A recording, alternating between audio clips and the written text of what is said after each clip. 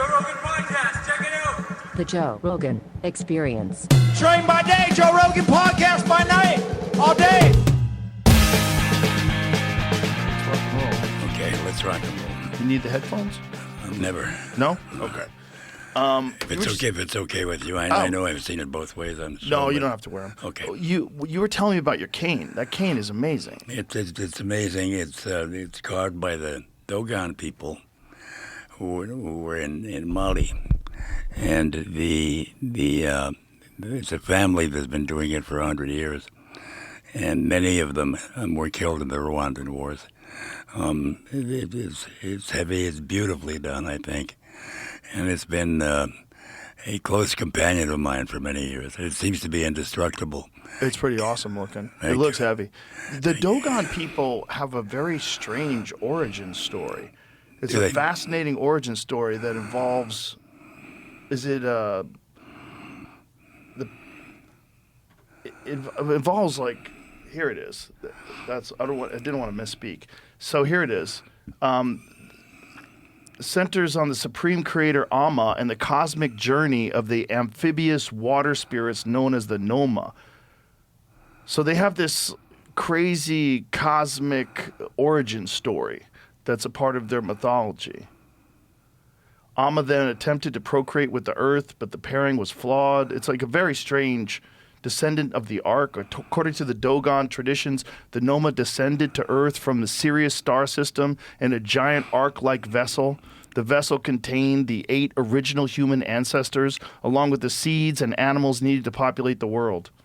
Those are the Dogon people. It's amazing. Amazing. I didn't know that. It's amazing. It's a crazy story. I have a daughter who's a nature photographer. Does a lot of work in Africa, and she knows all about that stuff. So you were telling me before we got rolling, I said, save this for the air, that Vladimir Zelensky and his wife have seen Basic Instinct how many times? 15, at least 15. There's a recent biography that said that began when they were courting, and that they had known each other before, and one day she saw him with this tape in his hand. She said, "What is it?" And he said, "Basic Instinct." And they saw it together, and it had such an effect on them that they played it together many times, at least 15 times, on their anniversaries. Now, I'm not sure what that says, and I know that some people think the movies had a kind of amatory effect on them, but the other thing that's interesting to me is if you see it 15 times, does it really fuck you up to the point where you go to war with Putin? I mean, is that the real key to why it happened? Well, in his defense, Putin attacked first. Right? Absolutely. But and I like Zelensky very much as a figure, and I'm very sympathetic to the Ukrainians because I've got a Hungarian background, and in 1956 the Russians devastated Hungary in a similar freedom fight. So maybe it gave him the balls and the wisdom to go after Putin. Maybe it just made him horny. Yeah. Who knows? Might have nothing to do with the war. Might not. You made some crazy fucking movies, man. You really did. Well, there are 18 of them that have been made, and there have been like 34 scripts that hadn't. So there's 16 that haven't been made, and I don't know. I kid around and I say there's a twisted little man inside me who lives in some spot that I'm not sure where it exactly is, but he's 29, born 29. He will die 29. And with anything that has a relatively strong sexual content, he wrote the fucking thing. I'm just an old guy giving him the space, So when the recent deal was made for a record amount of money for Basic Instinct 3, because there was a sequel to it that was a total piece of shit, and I had nothing to do with it. But this would be 3, and my title for it is Basic Instinct Jezebel. The Twisted Little Man put together this story that I think people will have fun with, but it continues in that same vein, and it seems to be his specialty. So let's see what happens. I like how you refer to yourself as like another person. Yeah, The twisted man. There is, there's this thing with little kids where they have a companion, an invisible companion, right? And the Twisted Little Man is my main one. I have others. Mark Twain is one, And interestingly, Jesus of Nazareth is another. And these people are very, very close to me. Twist the Little Man is a darker presence than the others, although Twain is a cross between the two of them, and I absolutely love him. So when you were writing things like Basic Instinct, do you really feel like you were channeling like another person? Is that what it felt like? It felt, well, let me tell you the backdrop. I wrote it in 13 days. And I felt like it just poured out of me. Now, there is a background to it, and that is that the Catherine Tramiel character and then the Nick Curran character. Many, many years before, in college, I had an affair I was an 18-year-old kid, and I had an affair with a faculty member's wife. It was a serious affair, and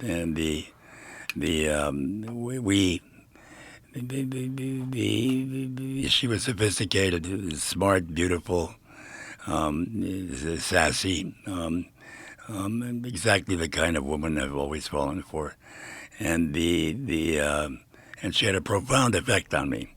Now at the end of the year, she moved on, and I discovered that there was a different student that she was with each year, and that her husband looked the other way. How old was she? 39.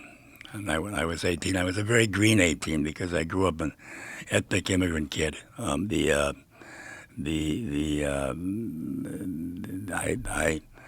I fell in love easily, but falling in love easily also meant a lot in terms of learning things because I was an immigrant and I really didn't know this country, and I was shy, and I learned a lot. Sometimes I think more from the women that I was together with, beginning in college and through the rest of my life. Then I preferred the company of women always, because they weren't armored off in male macho. Right. But anyway, she was stuck there in my memory. And then when I was a police reporter, almost a decade and a half later, a decade later, at the Plain Dealer, I had a buddy who was a cop that I liked very much, who had been involved in 3 or 4 shootings. And when we got to know each other and we spent time drinking together, and we did a lot of that, I started wondering if he really liked the shootings. Was it an itchy trigger finger, or did he just get off on it? So somehow these two characters were in my head, and I thought about them a lot, but they didn't come together. And then I think, thanks to the Twisted Little Man, one day the two came together in a love story, and that was the genesis of Basic Instinct. And by the time I wrote it, I had thought about it subconsciously and directly for a long time. I would wake up in the middle of the night and jot notes down, which happens to me sometimes when I'm very involved in a script. And I wrote it in Hawaii. I went off to Hawaii by myself. I let the sun beat me up. I snorted some coke, which was an habit in those days. And after 13 days of all of that, and the other thing I did was listen to the Stones all the time. I loved the Stones. I loved the blues from the time I was an immigrant kid, and the Stones just blew everything else out during that period of time for me. So I listened to that at the end of 13 days. I had the script. Then I went back home to Marin. Typed it up, almost sent it to my agent with the title Love Hurts, and I was going out the door. The Twisted Little Man had another thought, and I raced back inside and wrote the word Basic Instinct, sent it to my agents. They auctioned it. 10 days later, my main agent, Guy McElwain, who became my big brother, and one of the people I really loved in life, everybody bid on it. It wound up selling for a record $3 million. And then it became a towering hit. To this day, a trend. It's now gotten, the critics at the beginning were critical, mildly critical. No, actually, the critics were really after the movie. And then through the years, the critics have had a change of mind. And Isn't that funny? yeah, the woman named Camille Paglia, who was a main feminist critic, who went up against the movie very strongly recently, not recently, but in the past 5 or 10 years, has come around and said that the movie is the example. It's a post-feminist classic, she says, and it's about women who don't have to hide their sexuality. So I'm That's thrilled. wild that she made such a turnaround. Yeah. I wonder, did you ever have a conversation with her? No, I've never met her. She teaches somewhere on the East Coast, and she has a towering reputation, but I never met her. I usually don't listen to critics. It's through the 18 films. I don't listen to critics. I worked with the director, Richard Marquand, who directed Jagged Edge and Hearts of Fire, and we worked on another one together. And Richard said to me that critics should be taken out into the backyard and shot. Okay, I worked with another director, Mike Figgis, on the One Night Stand, who said that critics should be taken out of the backyard and headbutted to death. Right? So, I was sympathetic to both things. It's so wild that your views were formed by this relationship that you have when you're 18 with an older, horny, smart lady who's like, kind of wild. Yes. And then a cop Yes. who might have been a shady cop. Yes. And how the two came together in this twisted thing called creativity, and they come out of this maelstrom. Now, the other thing I'm sure was an influence is by the time I did that, I'd been through 4 years of police beat experience covering cops, 2 in Dayton, Ohio, and 2 in Cleveland. And that consisted of, at that point, driving around in a company car that got the police radio and responding to whatever was going on. On occasion, you got there before the cops got there. And then the one that really stuck in my head and got inside me was there was one with the report of the shooting in a suburb in Dayton, and I got there. There were no cops there. The front door was wide open. I walked in. I passed the body of a guy who had shot himself, and there was blood all over the wall. And then a woman who was his wife that he shot, and I heard someone in the back of the house screaming and crying. And then I went back there, and the thing that really got to me is she was screaming and crying in Hungarian. And it was an old lady who was the mother's mom, and of course I spoke fluent Hungarian. I grew up Hungarian, and there was something about the scene that's with me to this day. The other police beat experience I had, Joe, that was very moving was I covered the Glenville urban uprising in Cleveland. It was a big one, and there were I think 6 or 7 policemen shot and killed. I was crouched behind a car on the street, ducking down. With about 10 feet in front of me was a cop bleeding, badly bleeding, moaning, and at the same time there were gunshots coming from this apartment house, and I heard that the gunshots were coming from a group of so-called black nationalists, led by a man named Fred Ahmed Evans. I knew both men. I'm from the police beat. The cop was Hungarian. His name was Elmer Joseph, and he would come around to the little office in the police beat all the time, and I knew him. And the black man was named Fred Ahmed Evans, and he would come by in his dashiki sometimes at 2 in the morning because I worked the overnight shift sometimes, and we had the greatest talks. Drank a lot of beer, smoked a lot of dope, and got to be pals. And he was leading the group of black nationalists, and who were shooting these policemen. And I was behind this car's wheels, a few feet away from the whole shit. Whoa. And I found the whole thing so frightening and so disturbing that I pissed my pants. Jesus Christ. So the 4 years of police, there were other incidents I covered the urban uprisings in Detroit, 2 in Cleveland, and 1 in Newark. I was very involved in the civil rights movement. And that's what I did. I covered whatever was breaking, and much of it was dark stuff. So by the time that hookup happened between Catherine Trammell, and Nick Curran, there was a lot that went into it. Yeah, I could imagine. Like what the insane life experience to be able to see all those different crime scenes and witness all that. And what happened was that I happened to pick a field that journalism, I thought, and so did Hunter. One of the things how we became friends. We were both poor kids, and we both dreamed of being novelists. You mean Hunter Thompson? Yeah, Hunter Thompson.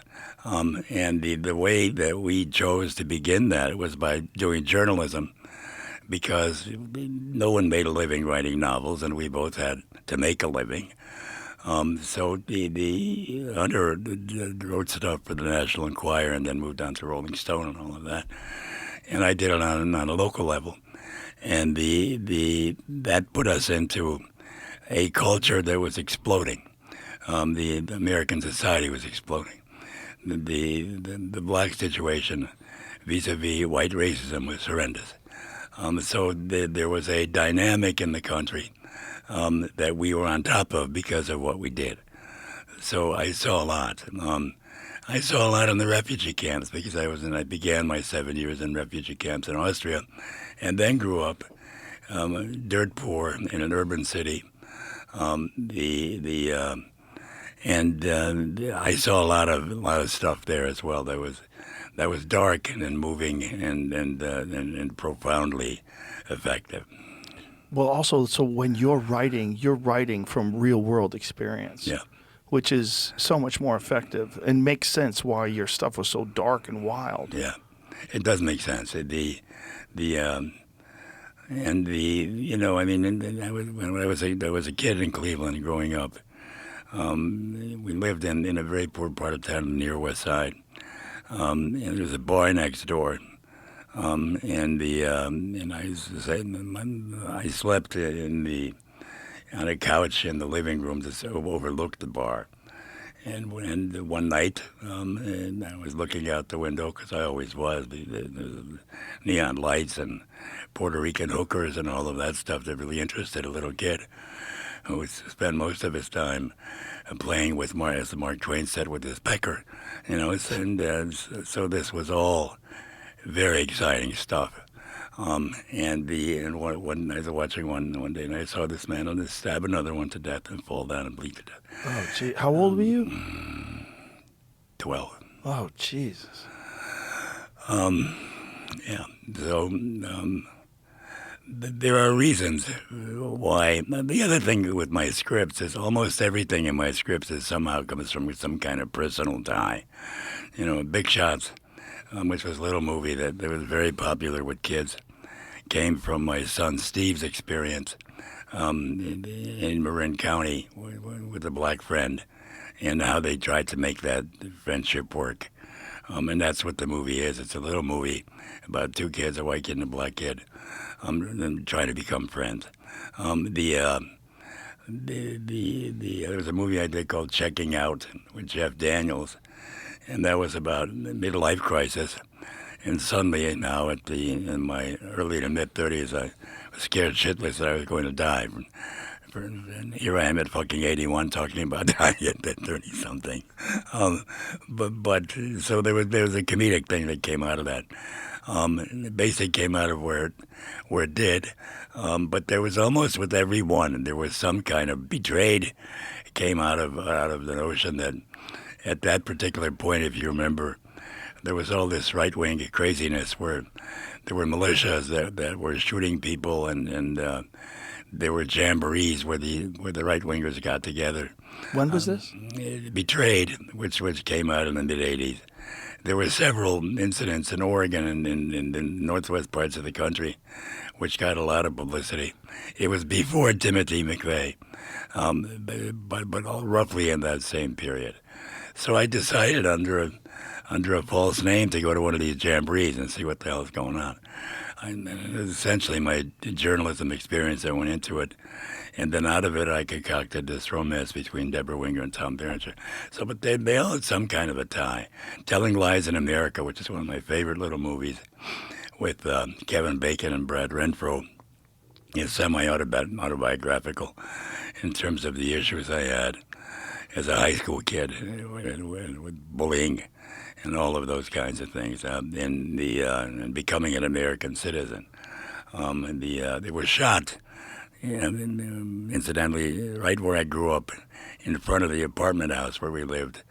And I remember hearing a TV reporter in Cleveland interview an old man was watching the shooting and saying, "Did you know Joe when he grew up here?" And he said, "Yeah, I was a bartender there." And then he said, "Shit. Joey's just a fucking refugee trying to make his way in the world." That's he nailed it. I mean, that's really not a complicated thing, but that's really what happened. The only other things and nice things have been said about me through the years, but the only other thing that I really treasure and absolutely love is I interviewed Otis Redding the night before he was killed in a plane crash in Cleveland. And we began speaking around midnight after a show at a place called Leo's Casino, and we began talking around midnight and talked till 3:30 in the morning, we did a lot of beer, we did a lot of Jim Beam, we smoked a lot of really powerful Thai stuff, and had a great time. And at the end of it, when he had to go. And he said, "Give me a fucking hug," and I gave him a hug, and he said, "You know what you are?" He said, "You're a fucking white nigger, that's what you are." And I love that. It stayed with me all the time. New York Times said he's a force of nature. People said if Shakespeare were alive today, would his name be Joe Eszterhas? Fuck all that, it's bullshit. What Otis said and what the old man said, I thought was really great, Well, hearing that, Otis Redding was such a legend. Oh, he was He great. died so young, too. How old was he? He died. I was in his 30s someplace. But listen to this. They interviewed him. I went home. The next day at the Plain Dealer, it was Sunday, and I was working. Literally the day after the interview. And so I'm sitting there in this hall-like city room, and I see a city editor. The Associated Press wire machine start dinging. And in those days, if it had more than like 4 or 5 dings, there was some bad thing that happened. So I saw a city editor come from the city desk to this dinging machine, right? And he's staring at it. The fucking thing is still dinging. He's staring at it, and then he looks at me like that in the city room, and then he looks away. So I saw that, and then I got up and went to the dinging machine. And Otis, his plane had crashed. The way to another gig, and I was probably the last man who really spoke to him at length. Wow. I left the office right then and said, "Fuck it" for the rest of the day. There was a bar across the street. I drank myself silly and went home with the waitress. I mean, it's just horrible. But I saw a lot, to get back to your point, Joe. I did, and in different ways. Incidentally, I tried to write a movie about Otis called Blaze of Glory. And we put it together. A man named John Apted was going to direct it, and it was announced that Cuba Gooding was going to play Otis. And the whole thing fell apart at the last minute for financing reasons, and to this day it's never got made. But I'm a writer. What else can I do with someone that I loved at a meeting except write about them in that way, right? So well, anybody who writes interesting things the way you do has to have had some interesting life experiences. You don't get those kind of scripts that you wrote from a sterile environment. They don't. I agree with that. Yeah, sometimes, after my conversion to Christianity late in my life, I wrote 3 Christian scripts, and none of them were made. and one of them wasn't made because one of the priests involved with potentially getting Christian financing has said that we need more incense, right? And my response to somebody who interviewed me about it was, I don't write fucking incense. I write flesh and blood, So no wonder it wasn't made. What did he mean by you need more incense? Well, to make it more him-like, to make and to give it a sense of piety, to make it inspire the people so that they become Catholic in this specific case, and that it was too secular. And I think what happened to me with all three is that I fell between pews, between so-called Christian films and secular films. And so that's why we never got the finance for all three of them. When you say you fell between Christian films and secular films, you mean in the way you were writing it, that you weren't writing it specifically as a Christian film or specifically as a secular film? The way I was writing it naturally. Without, like you wrote everything else. Yeah, without political considerations or clerical considerations. I was just writing it from my heart. And that was too gritty to get Christian kind of financing, and on the other hand, too religious to get the secular financing. That's too bad, because that bridge is probably what would bring more people to Christianity, where they could relate to it. I agree with you absolutely, and my argument was, these could be hit movies, because my movies in a lot of cases have been. These could be hit movies, and that's more important than spiking people with incense, right? It's interesting how Hollywood has always rejected those kind of religious films, like The Passion of the Christ, for instance. That was a huge movie. Well, it's not just a huge movie, but in my mind, it was like a prayer. I watch it each Good Friday, and it was a huge movie, beautifully done. It wasn't officially endorsed by the Catholic Church, although I saw in Cleveland a meeting where a priest organized a preview screening of the movie, and they had like 700 people, the full hall, watching it. There was such an interest in it. But part of the reason, I think, you raise a good point, because I think part of the reason it was such a towering hit was that it was real. It wasn't incense filled. It was real. You had a figure who bled, and you really show what happened up on that cross and how awful that kind of pain is, and how the movie really reflected that. No, it was horrific. And then there was also that Willem Dafoe film. What was that one called? The Last Temptation of Christ. That's right. That's Marty Scorsese. Yeah. Yeah. Yeah. I agree with that. I love Willem Dafoe. I mean, he's one of my favorite actors.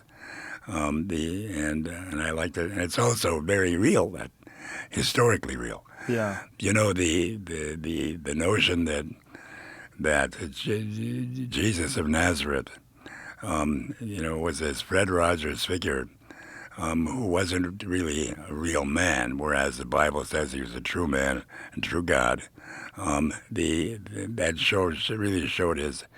film really showed his human side. Yeah. And my conception of Jesus, who I revere, and who was one of my close friends that I speak to on most days, is that he was true man and true God. He was a Jewish zealot, a freedom fighter against the Roman Empire. He was crucified by the Romans.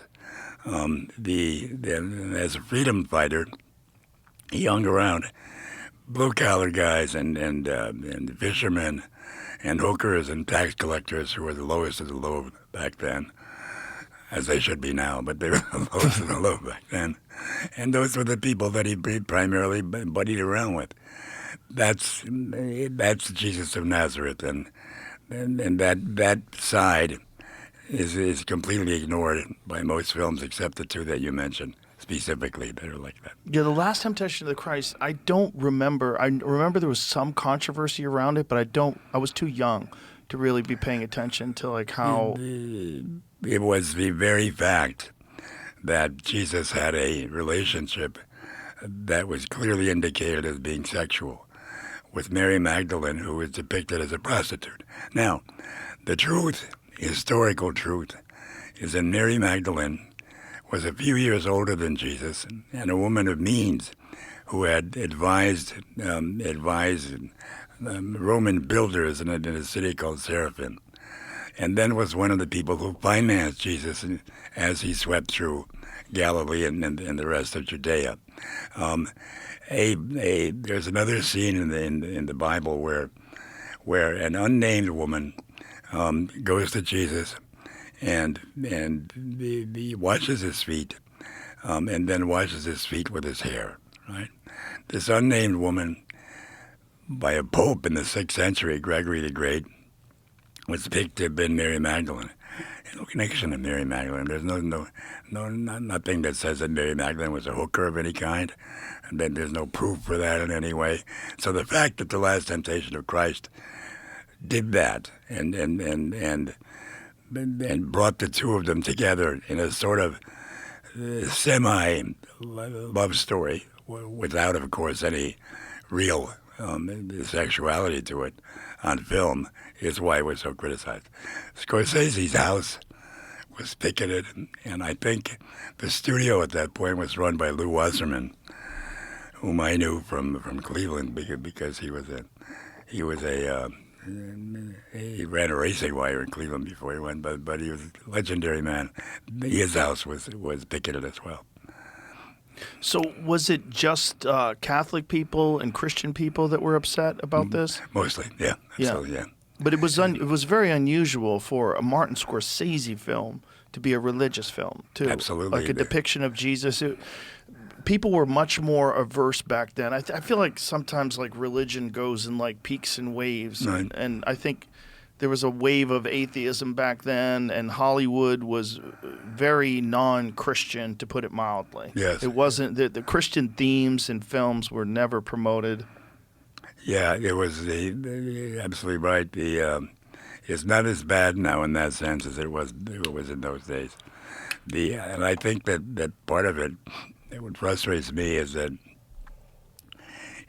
there would be an openness to that, and to Christian films, if they were real, if they weren't full of incense and piety. Right. What we've done to Jesus over the years is make him a kind of Fred Rogers figure. He wasn't that. I'm not even sure that Jesus really said, "Do not resist violence." Jesus also said, "If you have a cloak but not a sword, sell the cloak and buy a sword." He also said, "I come not to make peace. I come not to make peace, but with a sword." So there's been a lot of church stuff. And then especially, I think Catholics are more guilty of this, to romanticize and sort of cosmeticize the figure of Jesus of Nazareth. Well, there's always a problem when human beings add their own interpretation to an ancient story. Absolutely. And do it to fit their own narrative. Absolutely. It's a great problem, but in this case, there is historical evidence on the other side, and they simply ignore that and pretend it doesn't happen. The Gnostic Gospels are full of so-called revolutionary things, and the truth is that the Gnostic Gospels were written 40 years after the death of Jesus, whereas the Synoptic Gospels, the ones that the churches have accepted, were written 80, 90 years after the death of Jesus. So they had to have been taken secondhand from people who said they saw things, right. Where with the previous, there's a shot that people directly saw them. The people in the church Gospels who are named like Matthew, Mark, Luke, and John were not the people who are in the Gospels as Matthew, Mark, Luke, and John. Then nobody knows who wrote them. They took with those names, but they were not those people. Really? Yeah. I had no idea. Absolutely, no doubt.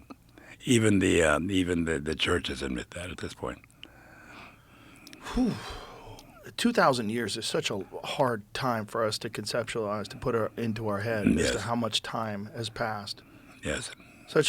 to try to get an accurate understanding of what was going on back then is insanely difficult. I have become since my sort of conversion to Christianity, and I would style myself a devout Christian, but not a devout Catholic, even though I go to Mass, and I love the Mass and believe in it. But since 2001, when this process really began, I've become a real student of the historical Jesus. And I learn more and more, and I'm more and more astounded at what's been done to cosmeticize this man who is Jesus of Nazareth. Well, it's also, he had some of the most profound and insanely resonating teachings, like even today. The words that he spoke 2,000 years ago, there's still today people, I mean, they resonate with people, and if you live your life by the teachings of Jesus Christ, you will be a better person. Yes, you will. It is a great framework to live your life. Yes. Which is incredible when you think about a person that lived so long ago. He is a much better person to pick as your imagined companion than Mark Twain. Your imagined companion. Yeah. Let me ask you this, because I had a long conversation with Mel Gibson about this. What do you think about the Shroud of Turin? Well, there was a study done, a major study that was done by the Catholic Church, led by John Paul II, whom I really admired, and read a lot about through the years. And this is a scientific study that discovered that the Shroud of Turin came from 1313 or 1320. Now, this is a huge controversy about it, and there are those people who feel that absolutely is Christ. And I must say that when I look at that figure, and I've done that a lot, and in my house we have several blow-ups of Turin's Christ. It's very, very moving. But the evidence, what there is, seems to indicate that it comes from the 1300s. Yeah, I've seen that as well, but then I've also seen people that say that evidence, there's some controversy about that evidence. Yeah, there is. And that some of the cloth, they believe dates to far earlier, and it's the type of cloth and the way it's made seems to indicate that it's far older. I don't know how much of the cloth they've carbon tested. That is also an issue, and whether or not it had been repaired, or whether or not there had been additional pieces. I don't either, but you know what? Ultimately, when I look at that Jesus, and I've done that quite a bit, that face really moves me.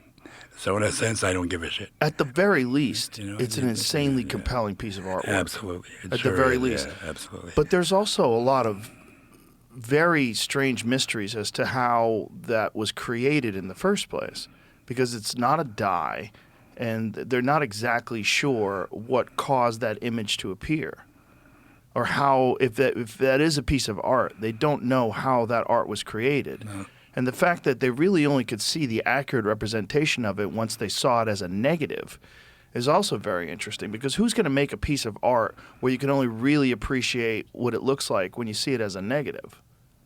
Especially when you're talking about something that you're making something in the 1300s. All right.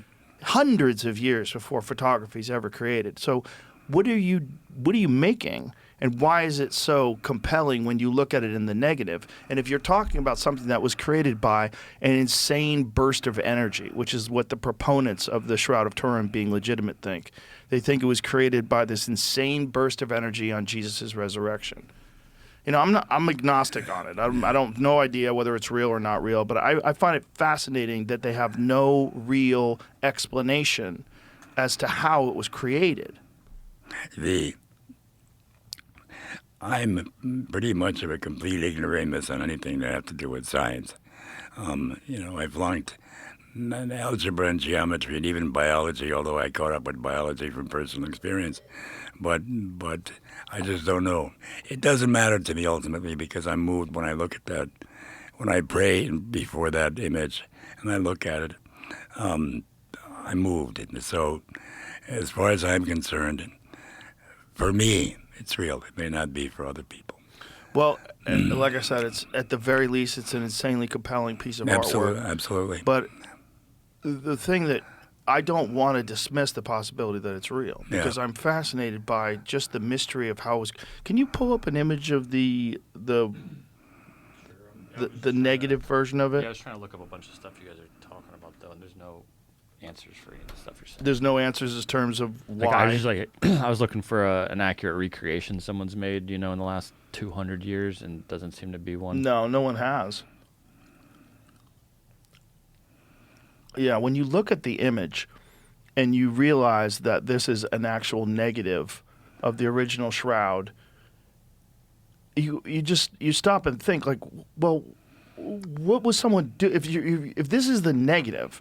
Like, how would you create that as a positive? Because can you show me also the positive image of it? What it actually looked like? Okay, so this is one image. So this is what it actually looks like. This is the actual shroud. And when you look at that, you go, okay, I see like shadows, and it's very interesting. And then switch over to the negative, and it all comes to life. And there's marks from the lashes, from the whip marks. There's blood stains from where the rods went through his wrists. It's very fascinating. Yeah, it sure is. And again, this is not dye. It's not ink. And they don't really know how it was made. And again, no one has been able to recreate this. Yeah, it said the cloth was made most likely from a loom that wasn't invented until like the 1300s. Okay. That doesn't necessarily mean that's where it for sure came from, though. But Right. But here's about the image. It's just like how was the image transferred to the cloth? I asked. Just does anybody have any idea? I've seen a video where someone gave some sort of scientific explanation, but I don't know if I can remember how to find it right now. Says it behaves like a photographic negative and shows some 3D information, which is unusual for normal artwork.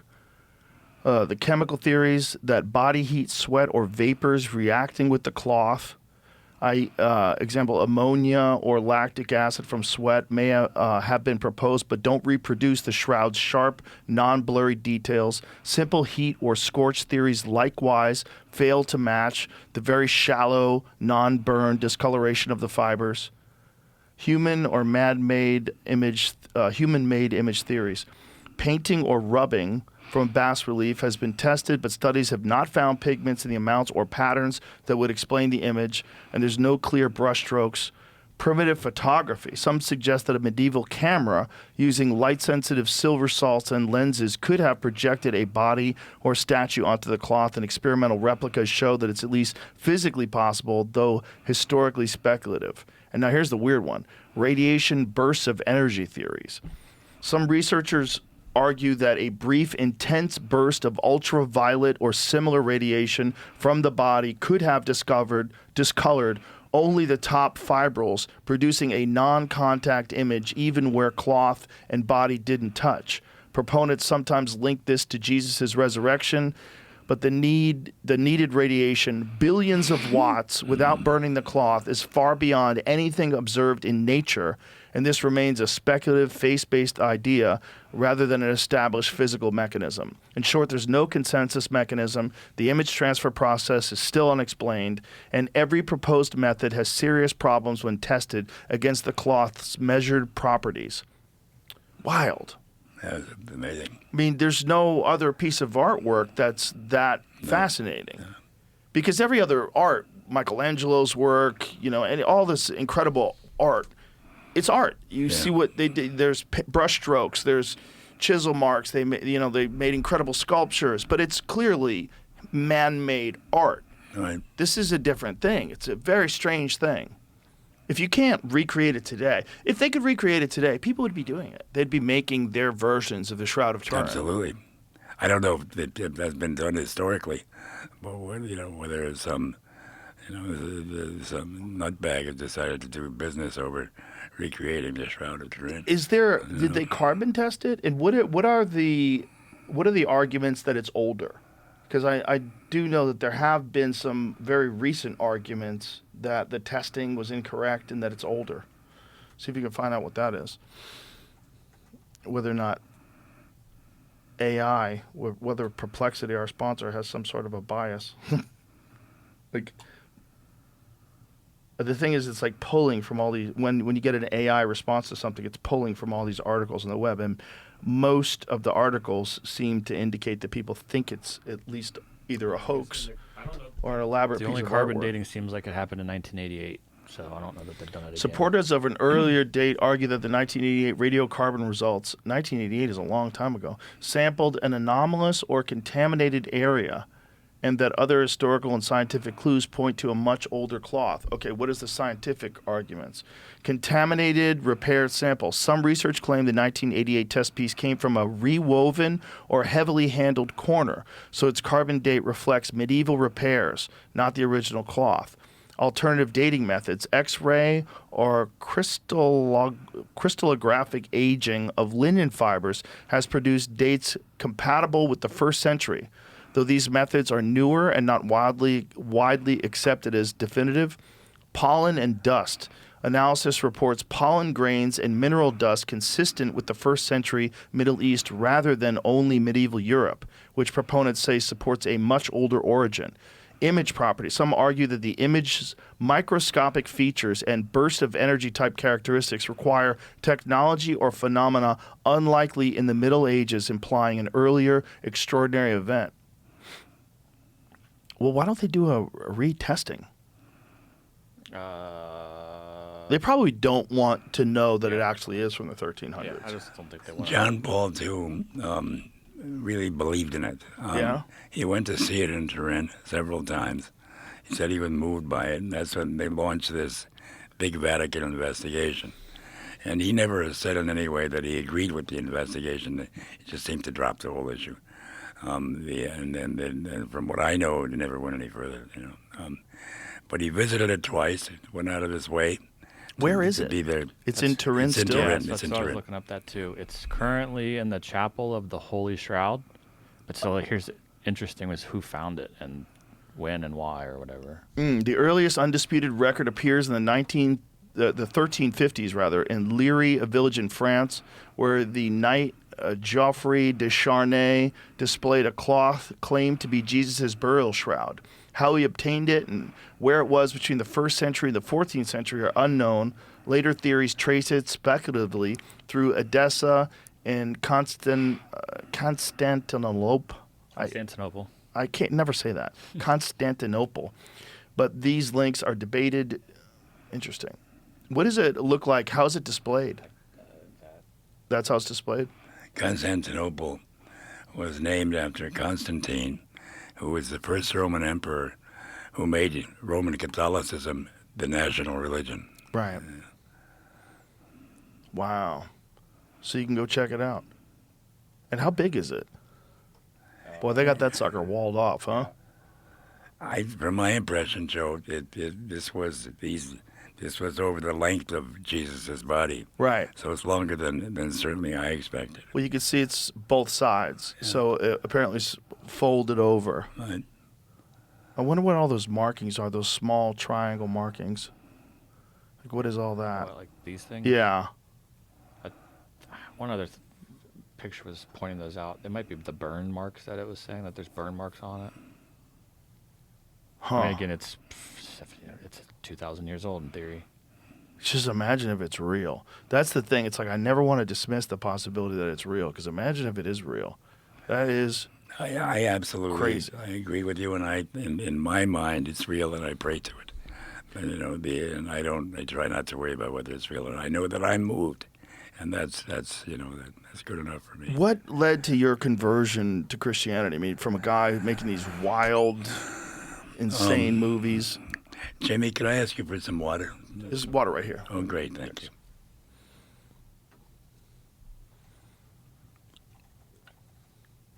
This episode is brought to you by Chime. Chime is bringing something fresh to banking.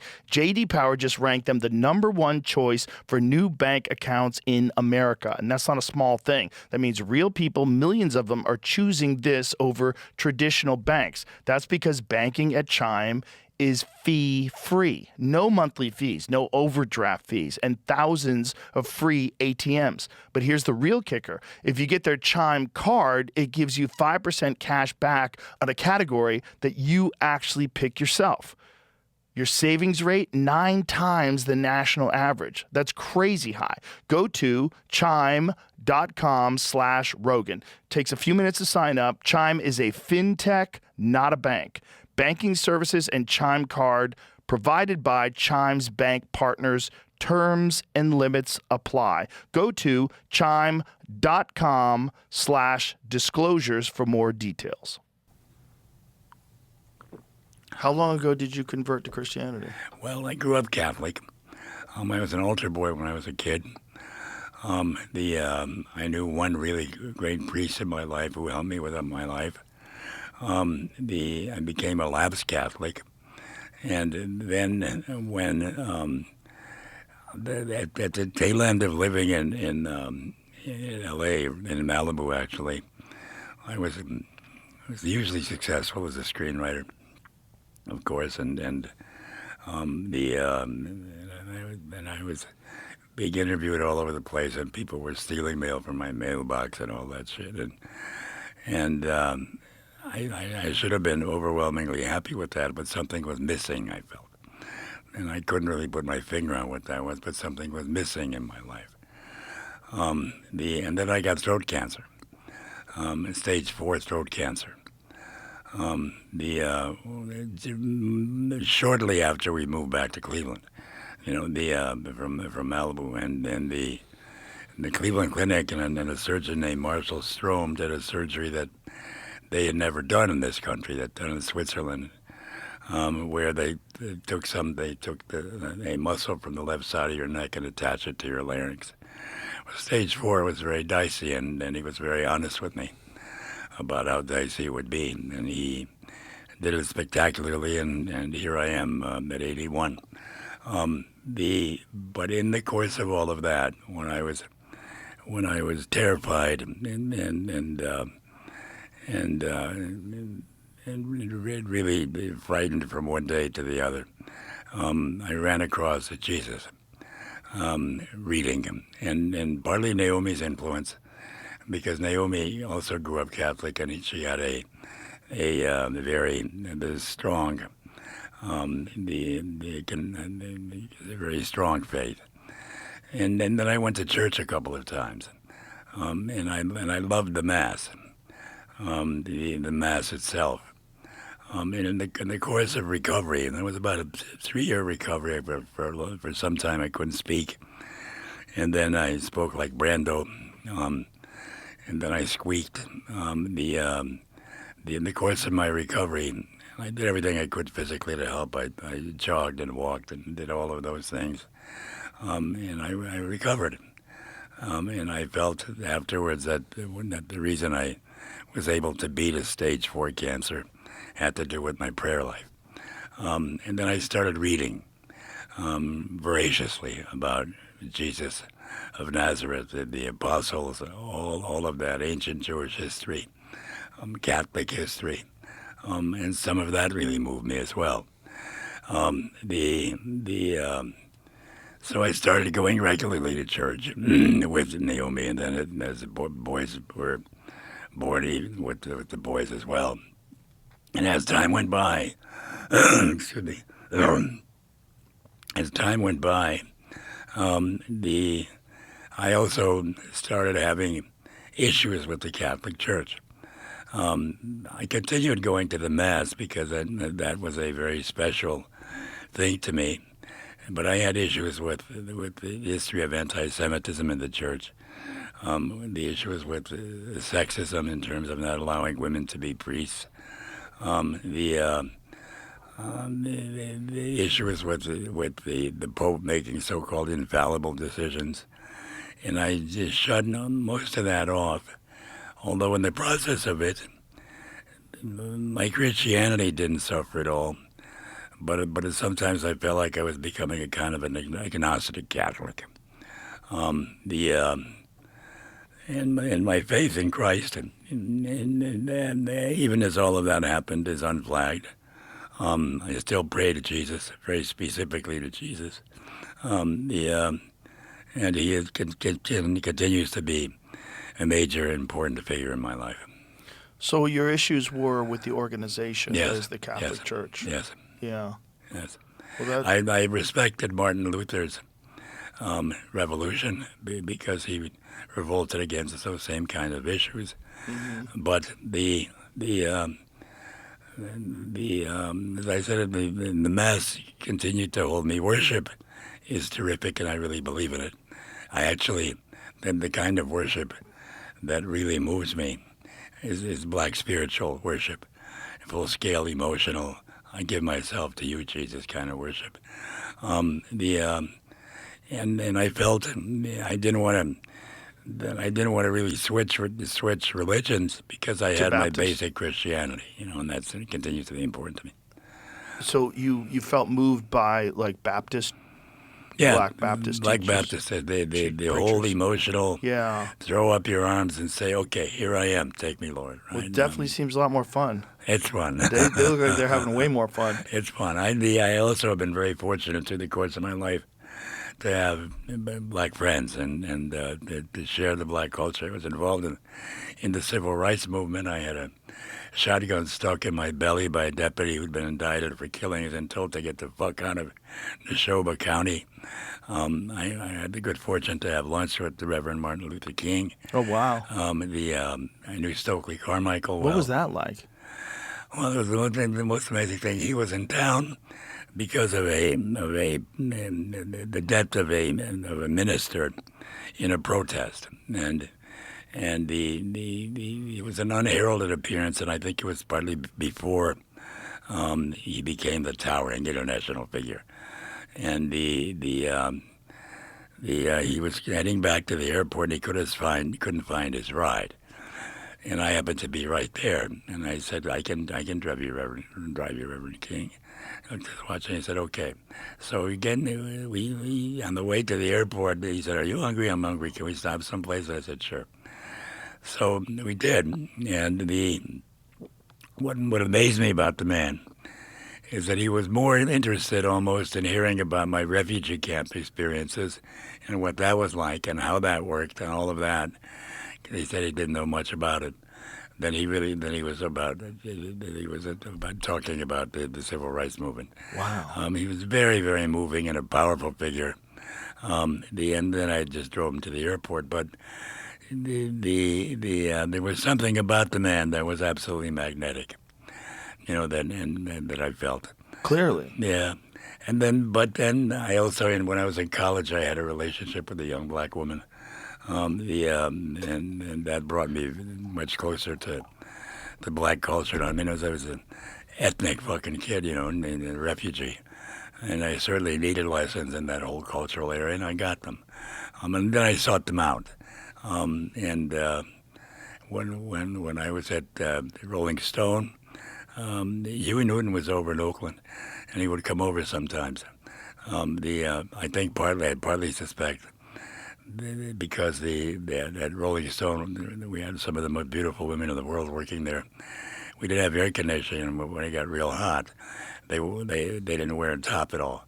So what about that spread? So it was sort of fun. And they were topless? They were topless when it got real hot. What year was this? Was it in the 60s? I was at Rolling Stone from 71 to 76. Wild times. I was right in there. In the years where the Cultural Revolution was exploding, yeah, the Women's Revolution was exploding, and to be at Rolling Stone at that time was like being in the vortex of all of that. It was just a crazy time. The sexual revolution was at its absolute height, I've always, as I said to you, I've always really loved smart, sassy, sexy women. and the whole office was filled with them. You know, so Oh, I'm sure. What year was the birth control pill invented? I have no idea. And Let me guess. 65. Right? 64. Let me guess. I'm just taking a wild swing. I have no idea. Approved by the FDA and introduced to the market in 1960. 68? 60. 1960. Interesting. Yeah, well, that had a big factor, right? Yes, absolutely. Because before, women were in a situation where every time they had sex, they could get pregnant. Absolutely. And then all of a sudden, but then you've got this pill that's fucking with their hormones that we found out now that Yeah. women that have been on it for a long periods of time, they make poor choices in terms of mates, and it does a lot of weird stuff. I mean, when We're you're tricking learning your a body. lot of weird stuff. I Yeah, agree with and you. also it's very dangerous for them. A friend of mine, his daughter died. She was 17 years old. She was on the birth control pill, and she was smoking cigarettes. And she, I guess, smoking cigarettes and birth control pills for some people can cause blood clots. I don't understand why or what, but that is an issue, right? You're not supposed to smoke if you're on birth control. See if that's still the recommendation. Well, obviously they tell you not to smoke, period. But I think there's some potential complication. Smoking while taking oral contraceptives that contain estrogen significantly increases the risk of severe cardiovascular events like heart attacks, strokes, and blood clots. The risk is particularly high for women over 35. Quitting smoking or using alternative birth control is highly recommended. Yeah. Joe, I had more fun at Rolling Stone than any other time in my life. I bet you did. I had Jan Wenner in here once. Yeah, I saw him. It was an interesting conversation. He kept looking at his watch. Well, he was Jan Wenner of 2024 or 2025, not Jan Wenner of 1975. Yes, absolutely. Not the Jan Wenner that was the editor when Hunter Thompson was writing crazy stories. Yeah. And, it's different times. People change. You are a big Hunter fan. Huge. And I know. And so am I. And I wanted to talk about him because I really haven't had a chance to talk about him specifically. Hunter really was the cause of my whole huge success, even as a screenwriter. Let me tell you how. I was a reporter at the Plain Dealer, and I had read Hunter, of course, when he was the National Observer, doing those kinds of pieces from Latin America, before he discovered Gonzo. And I covered at the Plain Dealer. I covered a Hells Angels shootout of a bar called Bartow's Cafe in Cleveland, and I wrote a story about it that the Associated Press picked up and put on their national wire. And I get a note shortly afterwards from Hunter Thompson, who had read the story on the AP wire and wrote me a note that said, and I'm barely paraphrasing, "Big fucker. Now there are two of us who know how to write about Hells Angels. That really pisses me off. All the best, Hunter Thompson." Well, That must have been a fun thing to get. oh man, I was as excited about that as my two sons were to meet Joe Rogan. They really, it was really something. So, okay, so time goes by, and I get a call from Rolling Stone. I know first I do a couple of freelance pieces for Rolling Stone, one on Kent State 1 year afterwards, and the other, I forgot what the other one was, but then I get a call from the managing editor, Paul Scanlon, who incidentally was the backbone of the editorial content. He'd come from the Wall Street Journal, and he wanted to take on the New York Times for Rolling Stone. So then they wanted me to do a freelance piece on narcotics agents, corrupt narcotics agents. So I go out there and I discover that Hunter had been after them to hire me because of that piece, and he kept saying he's a good guy and all of that. Then when I'm at Rolling Stone, I write a book called Charlie Simpson's Apocalypse that Hunter loves. By now we know each other, and we're friends, and we enjoy each other's company. And I write this book, and Hunter He gets me as agent, who was the top literary agent in the country, and then gets me as publisher, which is Random House, to publish it, and then to boot, blurbs it when the book comes out. And somebody at United Artists sees it. Oh, and then the book becomes a finalist for the National Book Award, one of 4 finalists. Wow. Okay, so somebody at United Artists reads the book, reads because she reads all the finalists, reads the book, calls me out of the blue, and says, you've got really cinematic talent. Have you thought about writing a script? And I said, no, I haven't. And I go to meet them, and they hire me, and I write Fist. All of that, which led to my success in the screenplays and in the cinema, was thanks to Hunter. Wow. And the friendship we had was our friendship was in San Francisco. He lived in Woody Creek, and he would come to town. Our friendship was in town. But we ran a lot together. We enjoyed each other. We drank together. We both liked drinking. On occasion, we would, a good story, we would go down. San Francisco was famous for its stripper part area, I think around O'Farrell Street and stuff. And he and I went down there together. There was a famous stripper show in one of those clubs. And one of the times we get down there, he, of course, would take acid before every trip down there. And I wouldn't do acid, but I did acid once, and Hunter wound up holding me for an hour. But I was the guy from Cleveland, right? Which he always would, We say, well, you're from fucking Cleveland, Anyway, I would snort some lines, and we'd go down there. And we were waiting for about an hour. And, the place is filled, but the girls haven't come out. And Hunter suddenly gets up, hurls his arms up in the air, and says, "Where's the pussy? We want pussy," right? I don't know, great memories of my life, Of course, I settle him down and all of that, and then when they finally start coming very loudly, equally loudly, I said, finally, pussy. He was a, larger than life, no doubt, colorful figure, but also what he was, and then I discovered this. And he didn't really share this with that many people. He was very, very well read. He had a whole other side that was a very sensitive and unhippie-like side.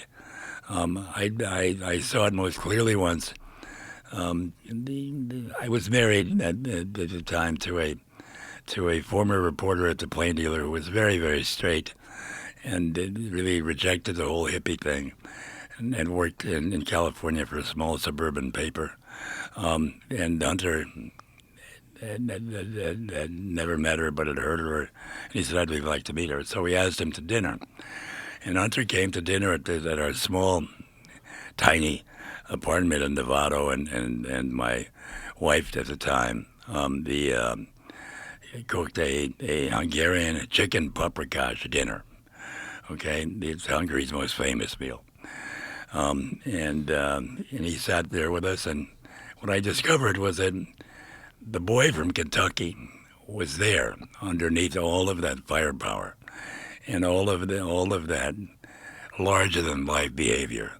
He was sensitive and quiet, and they got along like gangbusters, and actually, interestingly, when I drove him after dinner, I drove him back to town. He, for the ride back, he berated me because I was having an affair with what he called this hippie chick. He said, "You have this wonderful wife here, and you're fucking around with this hippie chick." I mean, it's true beration and anger and all of that. He had that side as well. Yes, he did. If we had breakfast, it was at 4 p.m, and what he ordered were 4 margaritas, 6 beers, and maybe toast with scrambled eggs. And in that sense, he had more tolerance than anyone that I'd ever seen. And my tolerance in those days, for booze especially, was also very high. But I'd never seen anybody quite like him. He had a great sense of humor.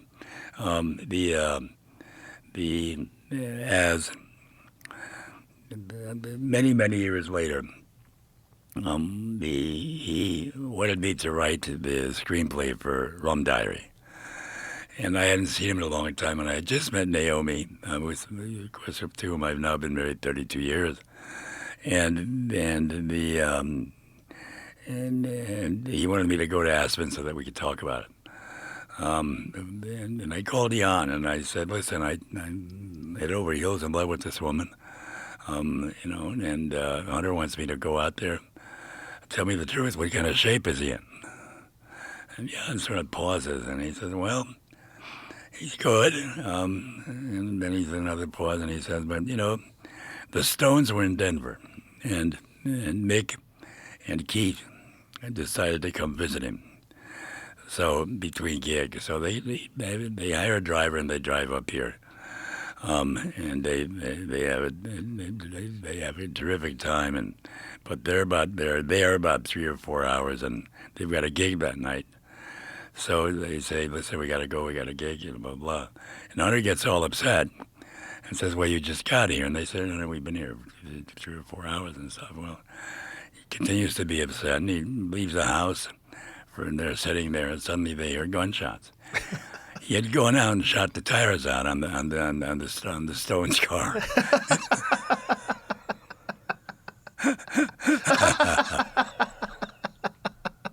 So I never took Naomi there. I was too frightened. What to year do was it. this? Well, let's see. It was in 90 something 4, maybe somewhere around 5, 4, 5, and Yeah, then 3, 3, 4, 5, somewhere He had in been there. going hard for 30 years by that point. Yes, he had. Or at least, And also, at least 20. The end for him, I've read and heard, it was very sad because the sadness wasn't caused by the drugs; it was caused by booze. And he was, in Jan's opinion, and Jan saw him often in Woody Creek. And in his former wife's opinion, Sandy's opinion, it was the booze that did it. His body began being old, and he needed a wheelchair. He could hardly walk. She drove him in the wheelchair. And at one time, I think in New Orleans, when they were visiting Sean Penn on a film, he actually fell out of the wheelchair in the middle of traffic, and Anita couldn't really pick him up, and so they had to get help, and cars are going by and all that shit, and then he also broke a leg when they were visiting Hawaii at the Kahala. So it was, as he said in his suicide note, which I thought was the most gut wrenching and but also terrific suicide note. It was no fun anymore. The fun was gone. Nothing was fun. No football, no this, no that, no fun. yeah. Well, when the body goes, Yeah, it's hard to have fun. yeah, And that's the problem with booze. yeah, exactly. Well, the problem with many drugs, but particularly the problem with booze. You're breaking down your body over and over and over again. And with a guy like Hunter, he was doing it every day. Yeah, Yeah. There's a famous piece that this reporter wrote when he went to visit Hunter, and he documented Hunter's drug and alcohol use throughout the day. Like 6 in the morning in the hot tub with champagne. Like that's the end of the day. Yeah. And then him sleeping, and then him waking up and doing all the drugs, and then getting ready to write. And what was the guy's name who wrote There's a guy who took me and my friend Greg Fitzsimmons reading it out and turned it into an EDM song. Really? Yeah. Eugene Carroll, I think. No. It says a memoir of Hunter Thompson. I heard this is where it says from. Right, but the singer, the song. You said who wrote Yes, the guy. I'm sorry, the guy who wrote the. the song? Yeah. It's like a electronic dance music song. We played it before many times. God, I can't believe it's like Beardy Man. Thank you. This guy Beardy Man put it to music, and it's hilarious. Oh, I gotta check it out. It's amazing. I mean, it's a tragic story. Yeah. In a lot of ways, Of course. but in his prime, the writing that he did was, in many ways, it was the narration of an era. Yes, it was, and it was genius. There was this thing called the new journalism, and I practiced that, and so did people like Gates Elise and David Elverson and Larry L. King. But then Hunter took that and created an entire new genre. The gonzo journalism thing was his, and it was a kind of humor that just knocked you down, and it was totally revolutionary. And the Tom Wolfe said, who of course was one of the founders of the new journalism, said that he was today's version of Mark Twain in terms of what he was able to accomplish. 2 books especially, I thought the Fear and Loathing in Vegas, of course, and the campaign book, the 72 campaign book, which in my mind is the best political commentary, including all of Teddy White's books. No, it's fantastic. Yeah. Fear and Loathing on the Campaign Trail. Yeah, and in 72, yeah. And he also had this freedom that was very different from all these other reporters because he was a one-time guy. He was going to go in there and follow the campaign for the entire time and then wrote this book about it. But Joe, these were all staid, the suit tie wearing reporters, and you turn this big creature loose on them on the campaign trail. And, of course, they all fell in love with him, and they did, because he was such a free spirit compared to what their lives were allowed to be like. Well, imagine you're doing this boring thing, which is following a bunch of fakers as they're telling you how they're going to change the country, which you know they're not really going to do because you've been doing this for 20 years. Absolutely. And then along comes a guy who's like, let's do acid.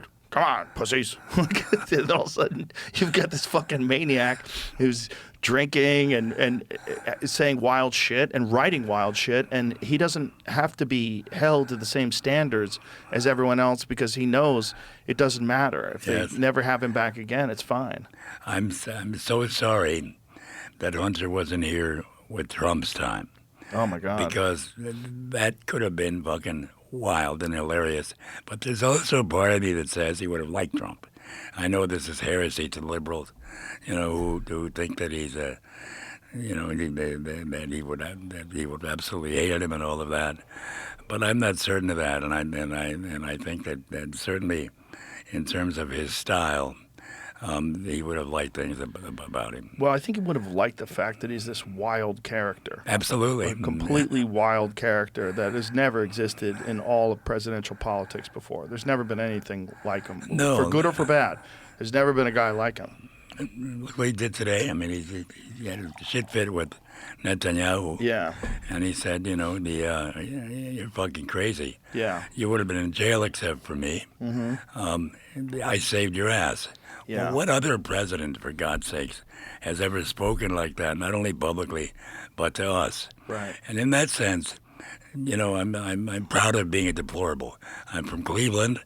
I grew up among poor people and blue-collar people, and he's the first president that didn't talk down, but talked directly to us. Yeah. For good or for bad. Absolutely.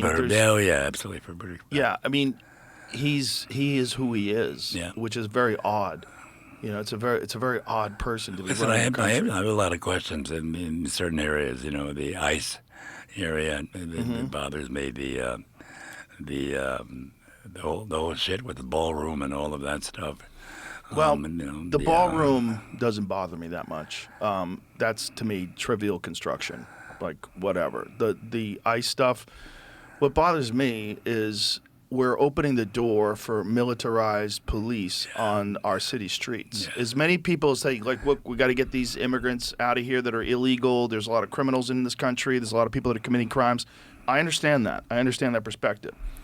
My perspective is not that you need to get the criminals out. It's that it is a very slippery slope when you give people, and they're trained for 7 weeks. They're not trained for very long.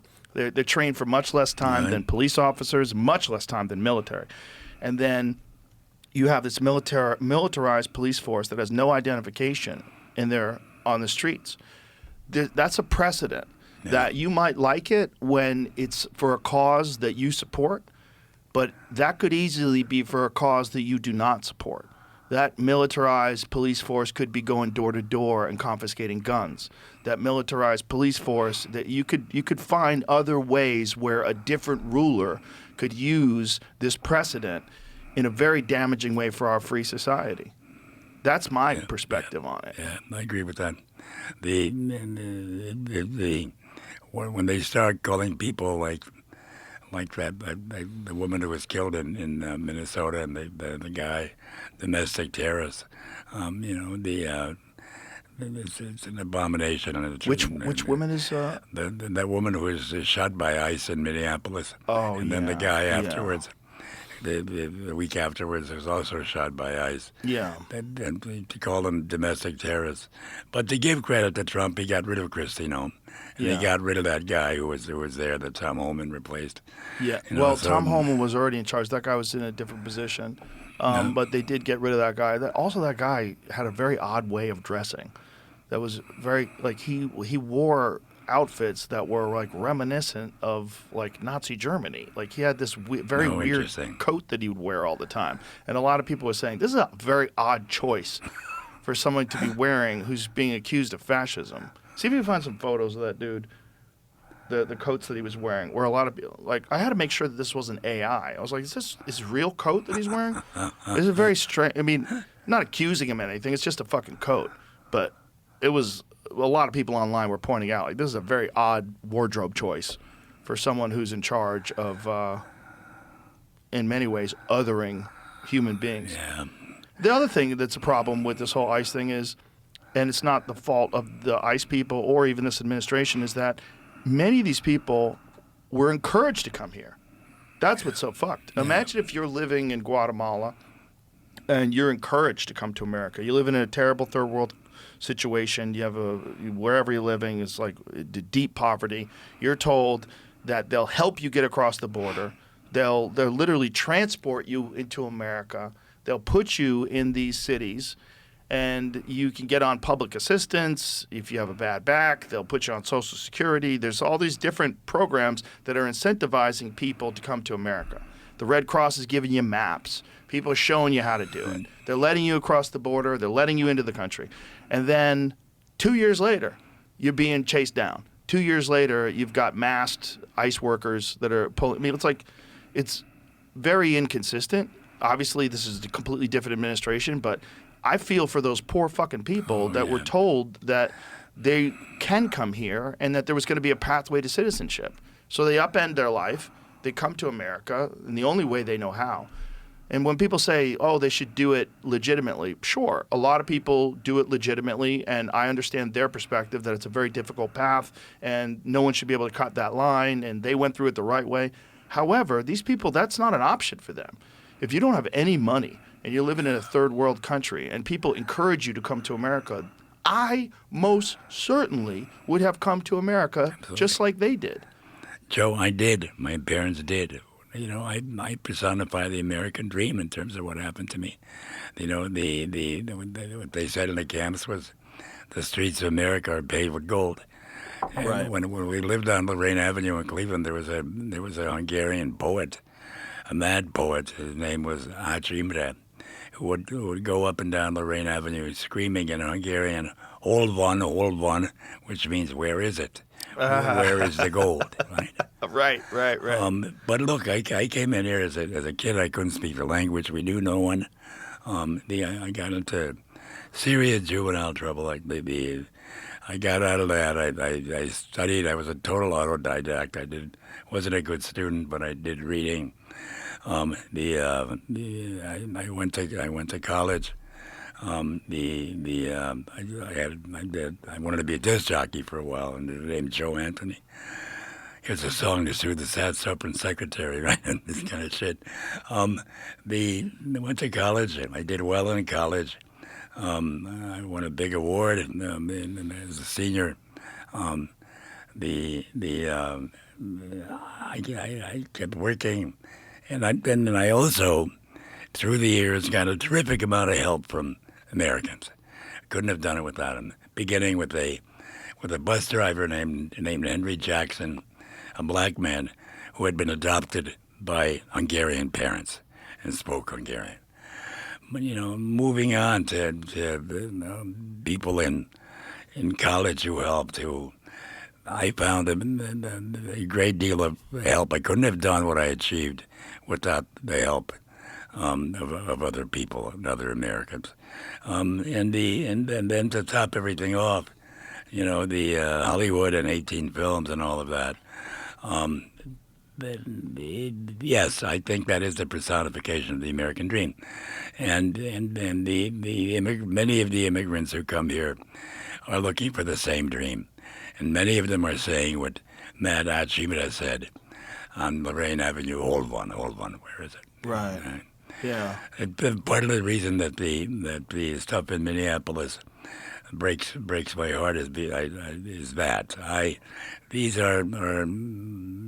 these Latino people are my cousins and brothers in terms of not the killers and not the gang members, the people who are gardeners and who work in stores and trying to make a buck and have kids and that they're trying to survive.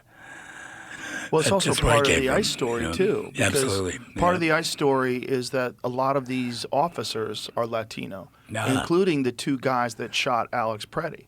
Those two guys were Latino. And know. they took these jobs because these jobs give you, first of all, you get a $50,000 signing bonus to join ICE. I mean, that's a significant amount of money for someone sure is. who's in debt Sure or is. who's struggling. So this is how this guy dressed. Look how this guy dressed. That's kind of crazy. See that image? That's a coat. Yeah, look at that coat. Yeah. I mean, come on. That's it's kind of a crazy World War II military coat. That's amazing. A little odd when everybody else is, The other thing is the masks. I understand. Oh, I the understand the mask, need yeah, for yeah. them, that they get doxxed, their families get doxxed, and it's very organized. This is not organic. These protests are not organic. I understand all these arguments. I'm bothered by the mask too. it's Too Gestapo-like to me. It's also, it sets a very bad precedent. Yeah, This you're is right. the problem with it all. But, the real thing is you shouldn't be able to have organized, paid for protests where you're paying people to protest and you're paying people to cause violence. And then you're also using people as political pawns and moving them into the country so that you could change, like when you have congressional seats, it's all based on the census. The more people that are in the town, regardless of whether or not they're legal or illegal, you get more congressional seats. So they use them for political ploys. Yes, they do. Absolutely. The same old political game. Yes, it's the same old game, and that game should be illegal. That shouldn't be legal. The idea of the American dream is a beautiful dream, and they've corrupted it, and they've taken this and used it for their own gain, and they've weaponized empathy. And it's a real problem. It's a real problem for those poor people that came over here looking for a better life. Listen, I have an idea. Run for president or write your speeches. Listen. No, I that don't wanna attitude die. is really terrific attitude. I think that you're right to be concerned. You see it. Yeah. Listen, I'm 81 years old, but I really see it too. And there's great dangers there that I hope my sons don't have Militarized to experience and police deal with. on the Yeah, streets yeah. for that reason it's a very dangerous precedent. But then there's the other question: is like, how do you get all the criminals out? I don't know. I'm not the guy. I'm not the one. But I am very concerned with this dangerous precedent. That's my feeling on it. Yeah. So I just agree with worry you, that absolutely. people accept it because they want this result now, and they don't realize that this could set up this being a common occurrence. I mean, we saw some of it during COVID. There was some militarized police on the streets keeping people in lockdown in certain cities. They utilized the National Guard, and they did things like that. That scares the shit out of me. Yeah. It scares the shit out of me when you have a justification for militarized police with masks on that are just grabbing people. And some of these people are American citizens. It turned out a lot of them were American citizens. Hundreds of them were. We had the same syndrome. I covered the Kent State massacres. Yeah. I covered that. And one of the things that I saw is the rhetoric that was coming from James Rhodes, the governor at the time, and from Sylvester Del Corso, who was the head of the National Guard, was absolutely the main thing that created that atmosphere that caused that shooting. Yeah, absolutely. Today, sadly, we see many examples of that, and Yeah. they're great dangers. Yeah, you would think that we would learn, but we go through cycles where we learn, we get better, and then we repeat the same things again. You see Yeah. that with racial tensions. You see that with political unrest. You see that with a lot of different things in this country. It's like we learn for a little while, and then we forget. Mark Twain's wisdom once again comes through. Mark Twain said, "Politicians are like diapers, and they should be changed often and for the same reason. Yeah. He also said history doesn't repeat itself, but it often rhymes. Yeah. He also said, a little bit off the subject, but I love it. And he said, when the mind and the pecker argue, the pecker always wins. Yeah. I mean, he was essentially the original stand-up comedian. Oh, you're absolutely right. You're so right. I've actually been thinking about doing some piece on him. And stop me if you know the history. But in the beginning, he was a stand-up with his so-called lectures that he did all over the West, and then he did this. Then he wrote some books, the books that he's famous for. But he went bankrupt nearly at the end of his life because of bad investments. And then he did a round-the-world tour of stand-up all over again. And usually, they said he was a poet of the profane because these are usually for male audiences. He published a little book called On Masturbation, which is about the glories of masturbation. The only thing I've heard that's close is in a stand-up by one Joe Rogan, which there's a great line that says, if you're married and have kids, the only place to find peace, Twain would say, with the pecker, is if you rent a motel room and lock the door. But he had the same kind of verve and love in terms of being a stand-up, being outrageous, pushing the envelope, and that whole side of Twain has been sort of hidden under the notion that he is the great, it's Huck Finn and Tom Sawyer and all of that. Nobody talks. He wrote a book called Letters from the Earth from the Voice of the Devil. He wrote another one called The Mysterious Stranger, which is about Jesus coming back in a very dark way. And then he wrote one that was published in the 30s that hasn't been republished called Twain Erupts. So yes, you're so right when you say he was stand-up. He was a first-grade stand-up. He was the originator because he was essentially a very witty author who wrote very provocative things, very hilarious things, and then would read them publicly. Right. And when he was doing these speeches where he would go and, whether you call it poetry or whatever it was, there was no stand-up comedy back then. There was no name for it. Yes. But he was just riotously funny. People loved them. Absolutely. And they would go to see them because they were funny. And the initial audiences were mostly male audiences. Right. I think he's it's never been really done. To do a piece, a fictional piece about Twain as a stand-up with pushing the envelope with all these things, I think would be a lot of fun. It would be a lot of fun. The only problem would be like the cultural context was so different back then. It's almost like, did you see Lenny, the Dustin Hoffman film? Yeah, of course, yeah. Great film. Yeah. I mean, I think Dustin Hoffman fucking nailed it. It was as close to Lenny Bruce as you're ever going to see someone portray Lenny Bruce. The problem is the world has changed so much since 1960. Right. That a lot of the outrageousness is gone, and it seems very pedestrian. Like the things that he is saying, because he was such a groundbreaker and society was so locked down and so conservative and so, just that there was just the way people communicated was much different back then. The understanding of culture and of race relations and sexual relations was very different back then. And so the outrageousness of what he was saying back then, it just doesn't really translate. Because in many ways, I think stand-up comedy in particular is a window in time. It's a window into the way people behave. Films are that way as well. Right. Like especially like if you go and watch a lot of old films. It's a window into how people perceived reality back then. There's some stuff that's rarely been published from Twain that hasn't really been seen very much. That was left in places like the University of California archives that go a step past what we know from Twain. And I think there's so much of it. There's something called Twain's Notebooks that hasn't been published in their full form, certainly. That may still be shocking.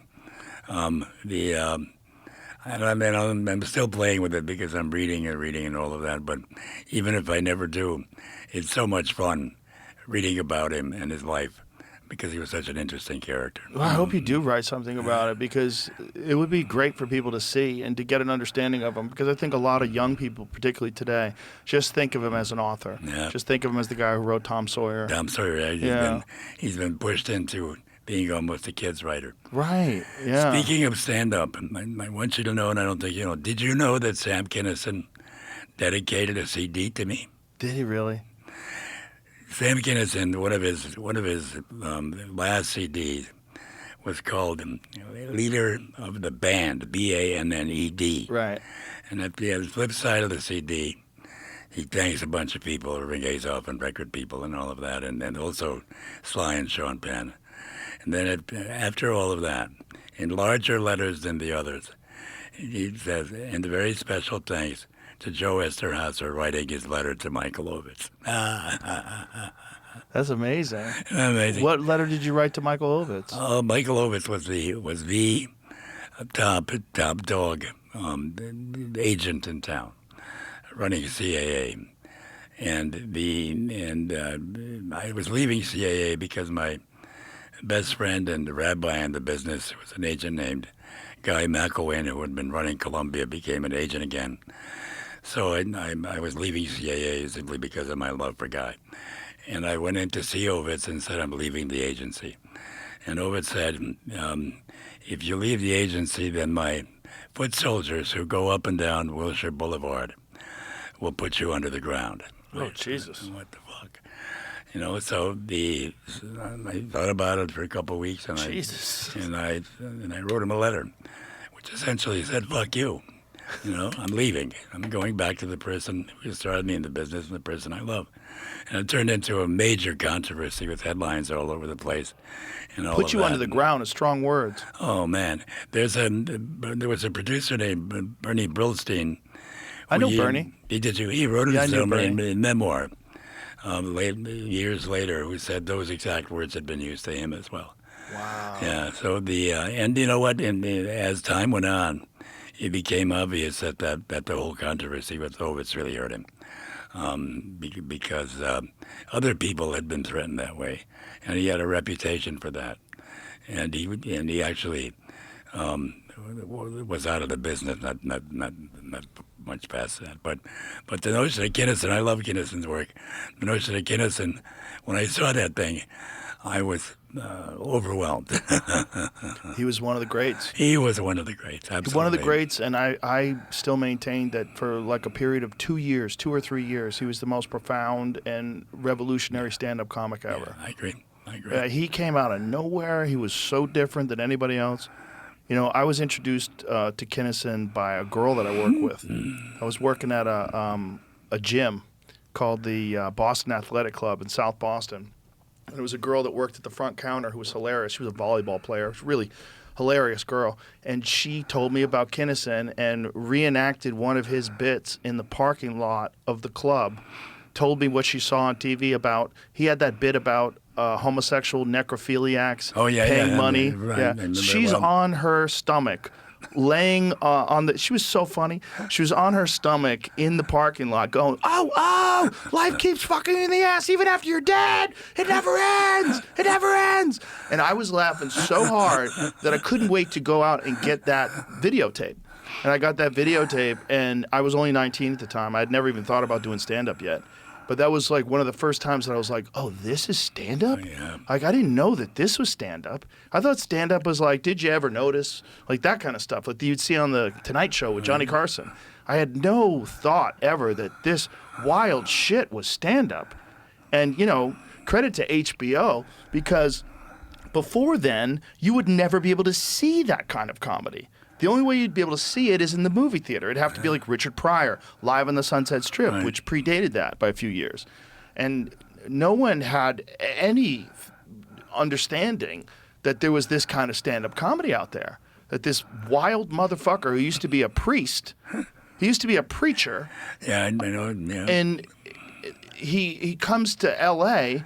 and is this wild, coke-snorting fucking demon comedian who's just different than anybody else before him, and just changed comedy. Yeah. There's a few characters along the way that have just completely changed comedy, and I think Kinison is one of the big ones. He was absolutely amazing. I adored him. I thought he was a groundbreaker. And when I saw the CD, holy shit. I have 2 of his albums. 2 different people have gifted me his first album. God, what is it called? Is it called Louder Than Hell? I think it's called Louder Than Hell. And they're signed. Both albums are signed. Both signatures are totally different.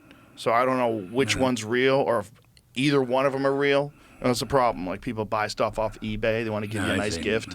They buy an autographed album, and it might not even be real. He was a preacher, and that last conversation when he died with Jesus, when he's conversing, it's mind-boggling. Mind-boggling. I think, yeah, he's literally having a conversation with someone. Yes, he is. As he's dying.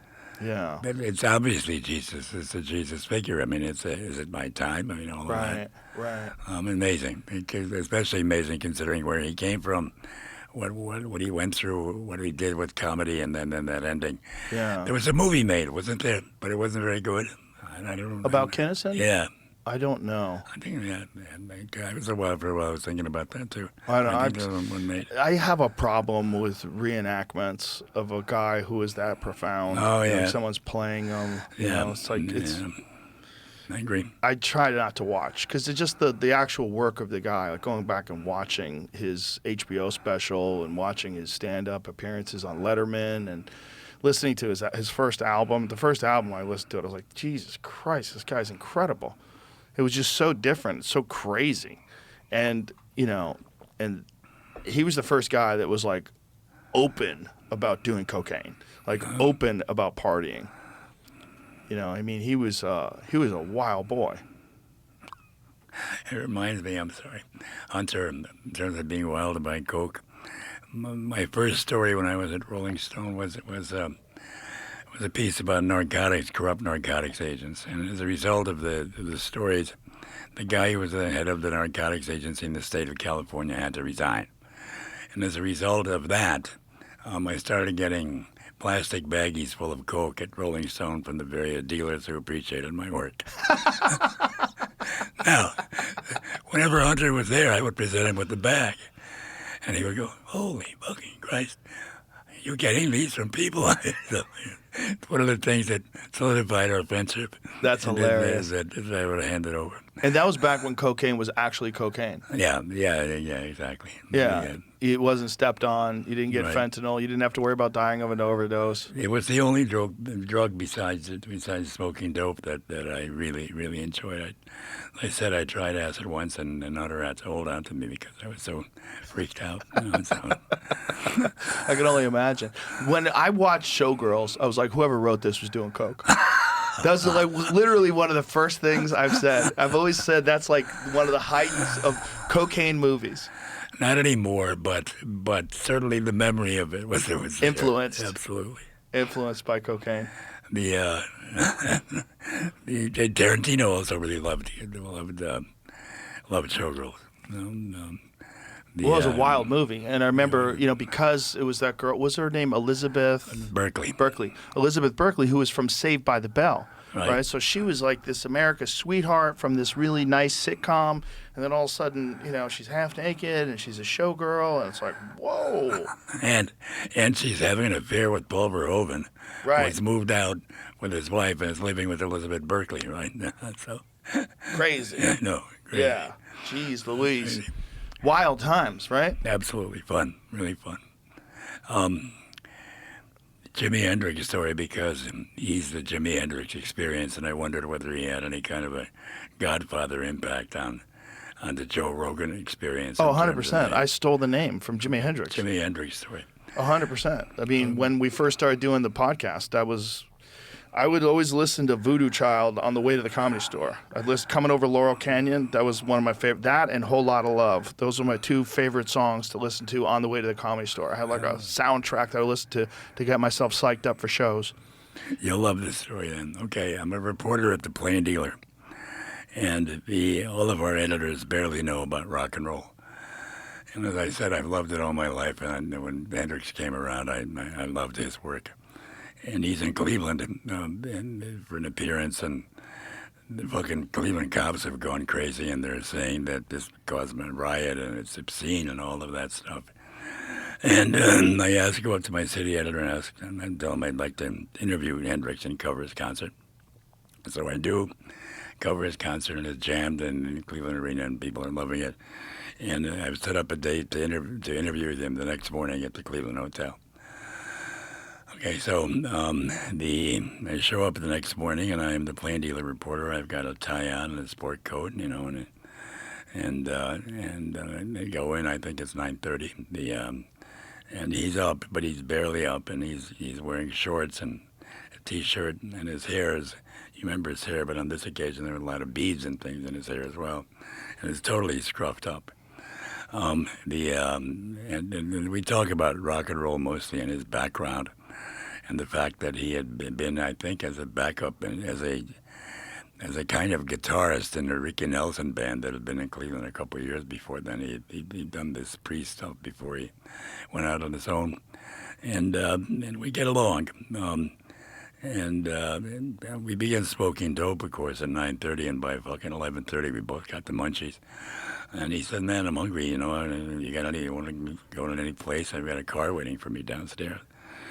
So I said, "Sure." And we go down, and then Mitch Mitchell and Chaz Chandler join us, the other members of the Experience, who are equally looking like seedy characters, but it's that time of morning, it's after a concert, all of that. So we pile into this limo, and I direct them to go to Buckeye Road is the center of the Hungarian community in Cleveland. And the center of the Hungarian community on Buckeye Road is a restaurant called the Balaton. Okay, and I direct them to go to the Balaton. Now, they know me at the Balaton because I used to live on Buckeye Road. The big stretch limo pulls up.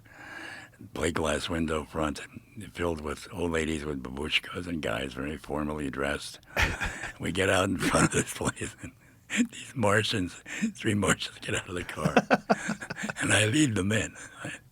And the Hungarians are looking, I'm like, what the fuck? What is this? They're just following me in, and I see Jimmy looking around and shit. So they seat us. The maitre d' knows me, so he calls me aside and he says, "Who are these people? Who are these people?" And I say, "Jimi Hendrix, big rock and roll star. He's in town." And he said, "Oh no." And Hendrix says, "Yeah, Jimi Hendrix." Okay. So we sit down, and Jimmy says, "You order for me." Great. So I order a chicken paprikash for him, which is the big Hungarian meal. And Chaz and Mitchell order something else, but very Hungarian stuff on my advice. And interestingly, as we're sitting there, the maitre d' has obviously spoken to people because old ladies are coming around asking him for an autograph. Mr. Hendrix, sir, will you autograph, please? Wow. Wow. And he's gracious. He says, "Sure." But he loves his paprikash and wants to order another. At this point, we've knocked out 2 bottles of wine, I think, and we're still rolling from all the dope. So they bring that at the end of this. He had 3 orders of chicken paprikash. He signed, we had like 4 bottles of wine. We staggered out of there. He signed, I would guess, 10 autographs for people who come around bowing for Hungarian. And then as we walk out of the restaurant, he sticks his fist high up in there and says, "Hungary, Hungary." So that's my Jimi Hendrix story. That's awesome. Ron White was telling us a story the other night in the Mothership Green Room, the Comedy Club Green Room, and he was saying that when I think he said he was 13 years old, he went to see the Monkees. Huh? And Jimi Hendrix opened for the Monkees. He said it was the worst booking of all time. They opened, oh my God. Exactly. Wow. So this is when Jimi Hendrix was emerging. He Yes, really hadn't yes. become Jimi Hendrix yet. And so he's the opening act for the Monkees. And so you have a bunch of kids that are there to see this really cute band that was, God. Pieced together by corporate executives, essentially. The Monkees, fun band, but, they had a TV show, and it was a very clean, sweet TV show. Hey, Yeah, of we're course. the monkeys. You know? And then you've got this guy opening up for them, this just jamming on the guitar, wow, and they were freaked out. They're like, "What is this? Like, what is going on?" And he said nobody liked it. It was terrifying to people. They're like, "Who is this guy with his guitar? Like, what the hell is he doing?" Great story. The many years later, I thought about writing a Hendrix movie, and I was working with a producer friend named Ben Myron, and Ben rounded up his brother.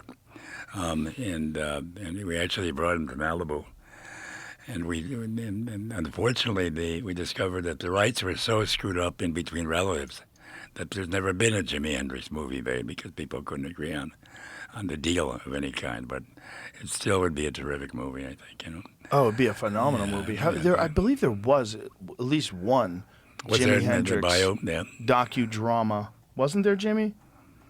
I believe. Do you remember it? Yeah, it was Andre 3000 from Outkast. That's It was right. what? But they'd couldn't really use all the music and stuff, I think. Oh. I'm sorry, I didn't hear Jamie. He said it was Andre 3000 from Outkast, I see. and that they couldn't use all the music. I see. I think it came out 10 That years was an ago. issue back then too. I remember that. Yeah. There's a picture of him as That's right. Jimmy. That's right. Wow. Also, that the day after you're talking about in Cleveland, there's a recording of the concert. Oh, wow. Shit, that's my Facebook. Is that right? The Cleveland concert? Yeah. Wow. I've got a few different links. They kept taking me to Facebook, but there's a bunch of pictures. Whoa. March 26, 1968. Wow. And then there's a recording of the concert too. So you can listen to the recording from the Yeah, and I concert? was trying to get in here. There's an article from And the, his legendary trip to Cleveland.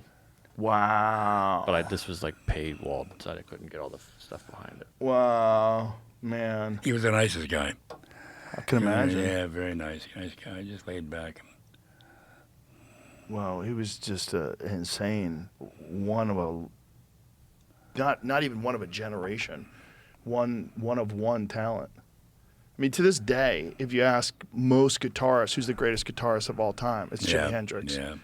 That's crazy. That one guy who died at 27 years old. Right. And what did he die in 1969 or 1970? Yeah, somewhere there. Yeah. That guy to this day is universally regarded as the greatest guitarist of all time. You know, I interviewed him. I was known as the Grim Reaper at the Plain Dealer because I interviewed Hendrix, and Janis Joplin, Jim Morrison, and Otis. And they all died. They all died young, you know. Yeah. I did a feature on Jose Feliciano, and people would come up to me at the Plain Dealer and say, "What do you have against Jose? Why do you want him to die?" That's crazy. Well, it's just unfortunate that they all died. And they all died at 27 years Yeah. old, which is really Was that weird. right? I didn't- Yeah. wow. Hendrix, Joplin, and Morrison Wow. all died at 27. Wow. And who else? Kurt Cobain, Amy Winehouse. At 27? Yeah, it's all 27. I didn't know 27 is the magic Wow. number for insanely talented people to die young. Yeah. Very weird. You've had an incredible life, man. I've been blessed. I've been really blessed. First of all, the fact that I'm still here at 81, considering some of my excesses in the past, is miraculous. It truly is. I started smoking when I was 13. Whoa. Stopped when I was 60. Whoa. Right? Then I had stage 4 cancer, and Marshall Storm surgery saved me. I drank too hard most of my life until I was 70, and I finally stopped then. Only because I have a hard-headed Italian Polish wife who said, "Enough, you're falling down. You're taking 12 pills and you're falling down. No fucking more." Okay, ended it. Now, shortly after we were married, literally after we exchanged the vows, she turned to me and she says, she whispers, she says, "If you cheat on me, I'm going to fucking hunt you down and kill you." Okay. I listened to her. I did. I listened to her. I listened to this woman. So Sounds like a fun lady. She is. She is, and she's. I'm very proud of her because at 67, the mother of 4, and truly the true head of our family.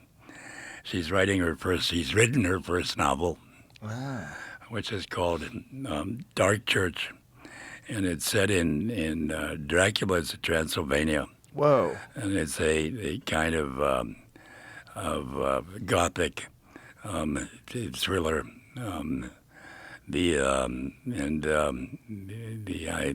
I bring it up because I promised her that I would make this plug, and I fear that if I don't, I'm going to be in a lot of fucking trouble. So thank you very much, Joe.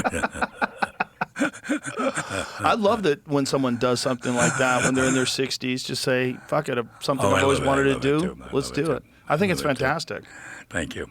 I just love when people do, like, fuck your age. Who cares? Yeah. Just put it out. I agree. Write it. I agree. Yeah. But I have lived an amazing life, and I'm very thankful. I've seen a lot. And I've come out on the other side. I've seen a lot of darkness too. But when it's all over, Graham Greene, who's a writer that I admire, died, I think, in his late 70s. And he said, we get to a point where we see the fence. The fence is there, but we can't see over the fence. But the closer we get to the fence, the more curious we are about what's on the other side of the fence. And there are some people who decide that they're too curious, people like Hunter, and jump over the fence, right? I'm not doing that, but I'm approaching the fence. But I've lived a terrific life, and only in America. Really, in America. Yeah, only in America. Yeah. Well, I'm glad you're not jumping over the fence. Because I'm glad we got a chance to talk to you. Although I really did admire his note, the no more fun note. It should be classic. Yeah, well, I mean, that's how he lived. And at the end of his life, obviously, it was not fun. No. Yeah. But Twain, when I keep going back to Twain, this is a good one, I think. He said, the orgasm is God's own payback for all the suffering that he overlooks in the world. That's funny. Good. Well, it's like writers in particular they're so important to culture because they can put down thoughts in a way that reshapes the way people view things. We talked about Hunter in the 60s and the 70s. He was the voice of that generation. Like, he was the guy that was this intelligent guy that wasn't a part of the elite establishment, that wasn't a part of the rich fat cats, but was also famous and well-known, but stuck true to his thoughts and his beliefs. It was able to articulate things in a way that gave you this understanding of what was going on with the people back then. That to this day, if you read Fear and Loathing on the Campaign Trail, or if you read Fear and Loathing in Las Vegas, or any of his work, the Kentucky Derby is decadent and depraved. Like, it's just a phenomenal encapsulation of that time period. Lono, even something. Yes. Curse of Lono. Yeah. Great. It's so important. It's and we don't have a lot of that today, unfortunately. No. You got a lot of podcasters and a lot of people making YouTube videos and TikToks, and just not a lot of great writing that encapsulates things, where there's one figure that we turn to read their stuff on things. And Hunter was that guy. Yes, he was. As Hemingway was for a previous generation. And Hunter and I talked a lot about Hemingway. Yeah. Because of our backgrounds and earning a living and all of that. And I think that the fact that Hunter ended it as he did was sort of thought out many, many years before, and probably through Hemingway's example. Inspired by Hemingway, yeah. Unfortunately, that's how he did it too. Yeah. And they both shared in common that they drank to excess. Absolutely. But when I was a boy, I wanted to be a novelist and not a screenwriter. When I was a boy, the Holy Trinity were Hemingway, Fitzgerald, and Faulkner. They all died of alcoholism. Hemingway shot himself. Fitzgerald had a heart attack at a very young age while working as a hack Hollywood screenwriter, incidentally. And Faulkner fell off a horse, I think, in his early 70s, ripped, totally drunk. And these were the idols of young people coming up then. What do you think it is about alcohol and writing that go hand in glove? I for a while, I drank all day black coffee and cognac. And then later on in life, I didn't have my first drink until noon, which Hemingway was 11 o'clock. And I measured it until at night, and then it was gin. Before it was white wine. And part of it is that if you're lost in this imaginary world that's in your head all day, you can't get rid of it. You can't make it stop. And the booze makes it stop so that you could continue your normal familial daily obligations and schedules without having this stuff in your head all the time trying to crowd it out. The fact that sometimes, excuse me, the fact that sometimes I wake up in the middle of the night and take notes of something that the character says or something indicates that I can't get rid of it. With the booze, when I was drinking, if I drank enough, I could get rid of it and begin it again the next day. It's partly freeing yourself. It's an interesting point. It's partly freeing yourself from something that you've created yourself. So that in that sense, you create something that can hurt you, even if you created. My greatest enjoyment with writing screenplays, I mean, it gives me a terrific amount of pleasure, is knowing that it's going to take, when people see this, it's going to make their own lives more pleasant for at least 2 hours. They will enjoy it. They may laugh at it, but it will take them out of their own existences in a pleasant way. That ain't bad, to be able to do that with people. It's huge. And that's very important to me. People think of it as trivial, that entertainment is trivial. I don't think it is at all. No, I think not it at shapes all. our perceptions of the world. Exactly. You do the exact same thing.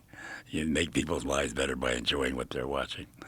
And that is not as important or as dramatic as my daughter-in-law, for example, who just got her medical degree, who literally saves people's lives. Incidentally, it's a classic Hollywood story. I think Alyssa Eszterhas works in Texas in a hospital, and she just got her medical degree. But to show the influence that Hollywood has on our culture, the other day she walks into a room and there's a gigantic big guy there who's yelling and screaming. You know, this is the sweetest person in the world, and has this wonderful smile, and really is great with people. And she's trying to calm him down, and she says, "What's wrong? What's wrong?" And she describes him as a really big man, and is screaming, and he says, "What's wrong? What's wrong?" And he yells, "I want Brad Pitt." It's fucking in Texas, you know, in some hospital, and he says, "You want Brad Pitt?" And he says, "I want fucking Brad Pitt." She says, "But why? Why do you want Brad Pitt?" And he goes, "Because I want to fuck him." Now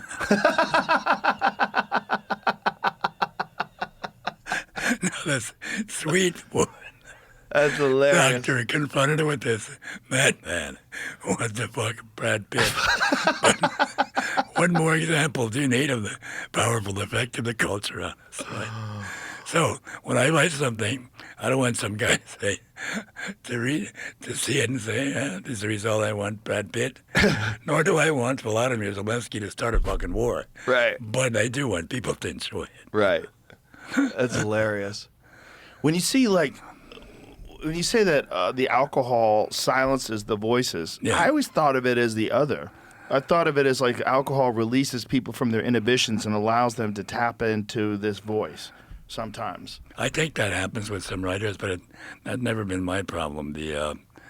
There's something about going into a little room wherever you are, and you don't have to be in Hollywood.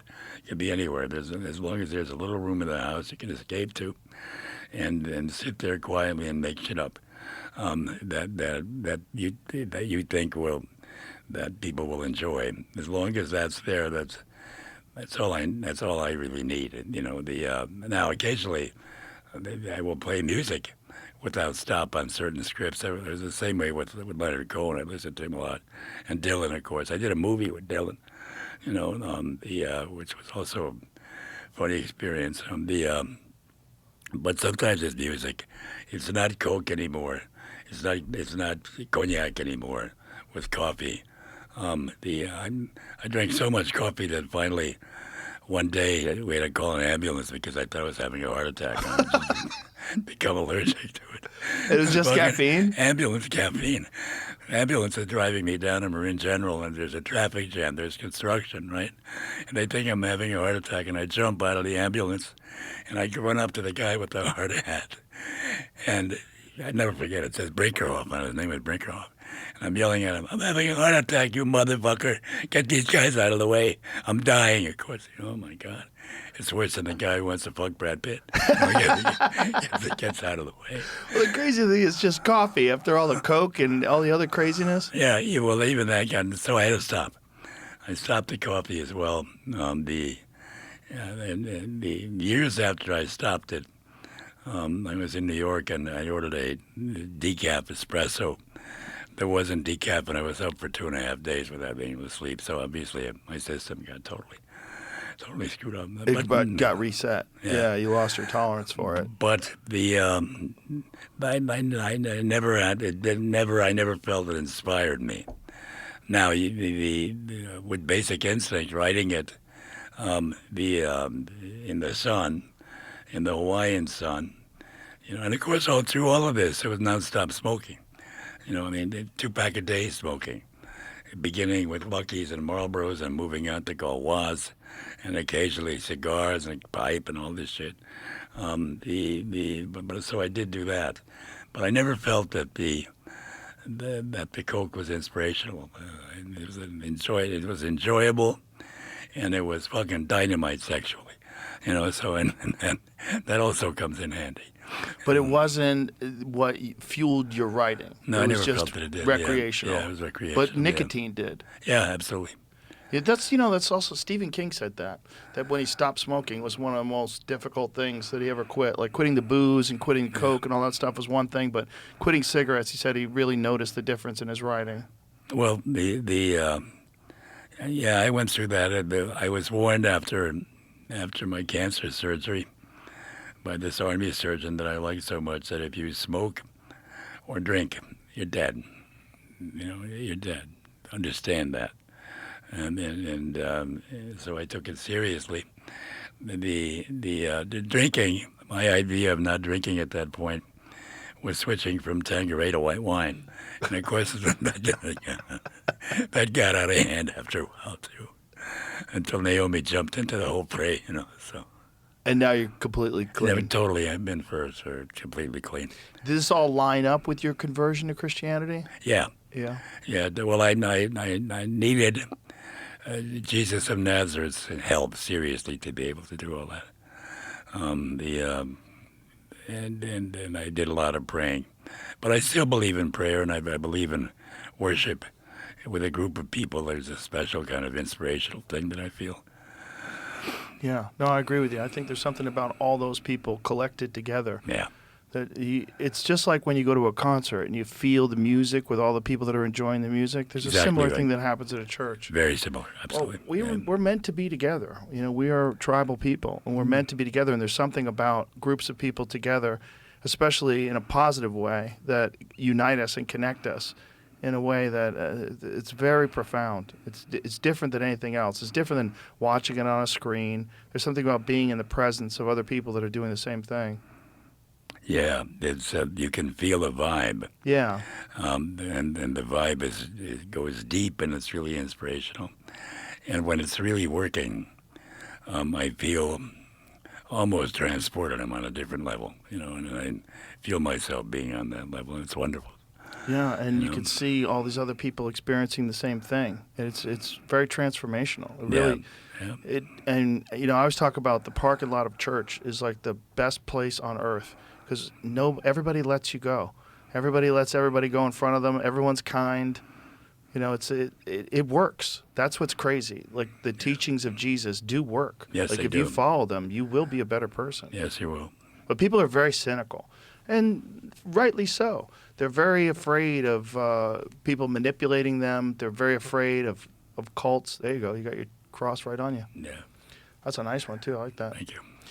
People are very afraid of people telling them that they know things, that they have the answers.